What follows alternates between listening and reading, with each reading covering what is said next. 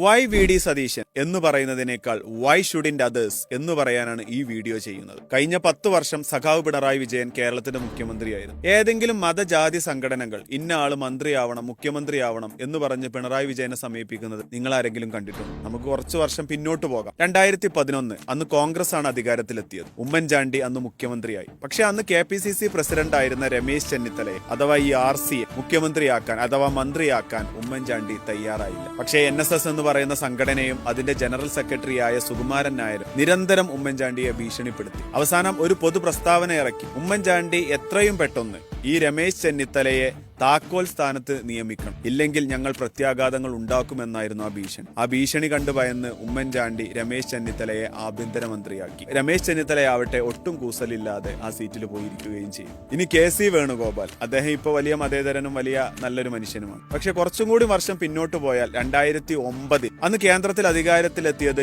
UPA കോൺഗ്രസിന്റെ UPA ഗവൺമെന്റാണ്. മൻമോഹൻ സിംഗ് ഇന്ത്യയുടെ പ്രധാനമന്ത്രിയായി. UPA അധികാരത്തിലെത്തുമ്പോൾ കേരളത്തിന് വലിയ പരിഗണനയായി. അന്ന് കേരളത്തിൽ നിന്ന് 6 കേന്ദ്രമന്ത്രിമാരുണ്ടായി. എല്ലാ മതത്തിലുള്ള ആളുകളും കേന്ദ്രമന്ത്രിമാരായി. അന്നും ഈ സുകുമാരൻ നായർ, ഈ NSSും പറഞ്ഞു കേന്ദ്രത്തിൽ നായർ മന്ത്രിയില്ല. അപ്പൊ ആളുകളൊക്കെ പറഞ്ഞു നായർ മന്ത്രി ഉണ്ടല്ലോ, ശശി തരൂർ ഒരു നായരാണെന്ന് പറഞ്ഞു. അപ്പോ ഈ സുകുമാരൻ നായർ പറഞ്ഞ പ്രസ്താവനയുണ്ട്, ശശി തരൂർ ഡൽഹി നായരാണ് എന്ന് പറഞ്ഞാൽ പുള്ളിക്ക് KC വേണുഗോപാലിനെ കേന്ദ്രത്തിൽ മന്ത്രിയാക്കണം. അപ്പൊ ഈ ഉപദ്രവം സഹിക്കാൻ വയ്യാതെ KC വേണുഗോപാലിനെ അന്ന് കേന്ദ്രമന്ത്രിയാക്കി. അദ്ദേഹം തൊഴിൽ വകുപ്പ് മന്ത്രിയായി. അപ്പൊ ഈ മതജാതി സംഘടനകളുടെ പിൻബലത്താലും അവരുടെ ഈ റെക്കമെൻഡിലും ഒക്കെ ഈ മന്ത്രിയും മന്ത്രിസ്ഥാനങ്ങളും ഒക്കെ നേടുന്ന ആളുകളെ അല്ല നമുക്ക് വേണ്ടത്. അപ്പൊ ഈ ജാതി മത സംഘടനകളുടെ റെക്കമെൻഡിലും അവരുടെ പിൻബലത്തിലും വന്ന ആളുകൾ മന്ത്രിയും മുഖ്യമന്ത്രിയും ഒക്കെ ആയി മാറുന്ന ഒരു ട്രെൻഡിന് ഇനിയെങ്കിലും മാറ്റം വരാം. വി ഡി സതീശന് വേണ്ടി സംസാരിക്കാൻ ഒരു ജാതി മത സംഘടനകളെയും നമ്മളാരും കണ്ടിട്ടില്ല.